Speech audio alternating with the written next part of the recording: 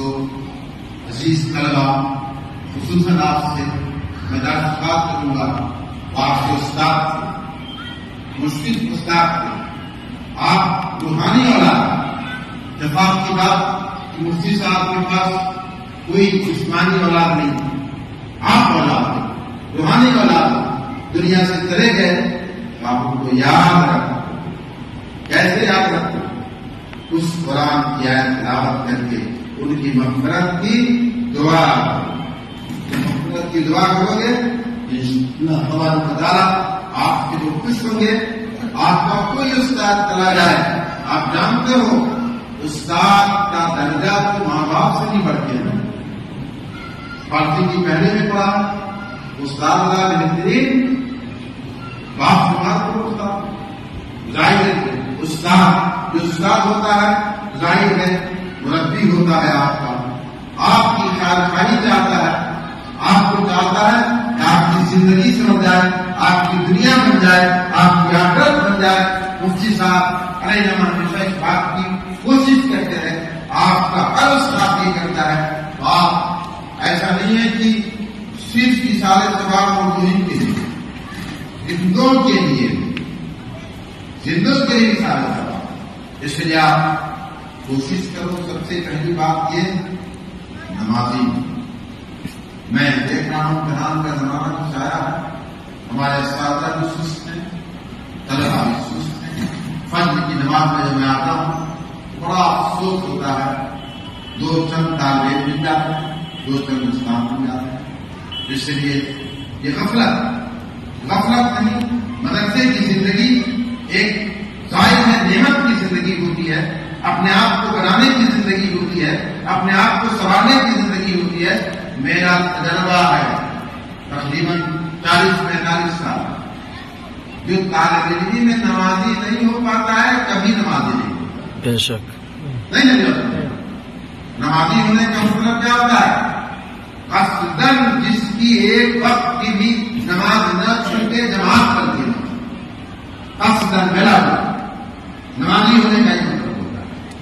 بس رہے، بس کھاتے رہے، پیتے رہے، مستی کرتے رہے، آپ نمازی نہ بنے، نہ خدائی ملا، نہ مساجد سلام۔ ظاہر ہے یہ دین ہم پڑھتے ہیں، کس لیے پڑھتے ہیں؟ دین دنیا کے لیے نہیں پڑھتے ہیں، آخرت کے لیے پڑھتے ہیں، اپنی زندگی کو بنانے کے لیے، اپنے آخرت کو سنوارنے کے لیے پڑھتے ہیں۔ یہ دین اسی لیے ظاہر ہے کہ آپ جانتے ہیں جماعت کے ترک کا جو آدمی ہے وہ فاسق مولن ہے۔ جماعت کے ترک کا جو آدمی ہے وہ فاسق مولن، پر شہادت کا صرف کیا ہوتا ہے ہمارے دارالفتہ میں شہادت کا موقع آتا ہے تو مفتیان کرام دیکھتے ہیں کہ داڑھی لیتے ہیں، اسی کو سمجھتے ہیں کہ داڑھی ہے بات نہیں۔ پہلے کے مفتیان کرام کیا کرتے تھے؟ پوچھتے تھے مولانا آپ بتاؤ سفر سے آیا تو کیا وقت کی نماز پڑھو؟ ایک مفتی صاحب کا واقعہ فقیر ملت کا، علماء شہادت دینے کے لیے آئے تھا، شام کی شہادت دینے کے علماء آئے، کہاں بمبئی سے آئے، جہاں دیکھا تھا راستے میں، کہا مولانا آپ مغرب کی نماز پڑھی ہے؟ خاموش ہو گئے، کہا پھر آپ شہادت دلائیں، بس کسی کو لمبی نہیں کرنی ہے، کچھ نصیحت کرنی تھی۔ میرا دل ٹوٹتا رہتا ہے کہ میں مسجد کو خالی دیکھتا ہوں طلبا سے، اس لیے میں 10 بچہ نمازی بنو گے، دل روشن ہے، دل روشن ہوگا، دل جب روشن ہوگا نمازی بنو گے، چہرہ روشن رہے گا، قبر روشن ہوگی، آخرت میں روشنی ہوگی، اور جب دل روشن ہوگا کتاب بھی سمجھو گے، کتاب بھی سمجھو گے۔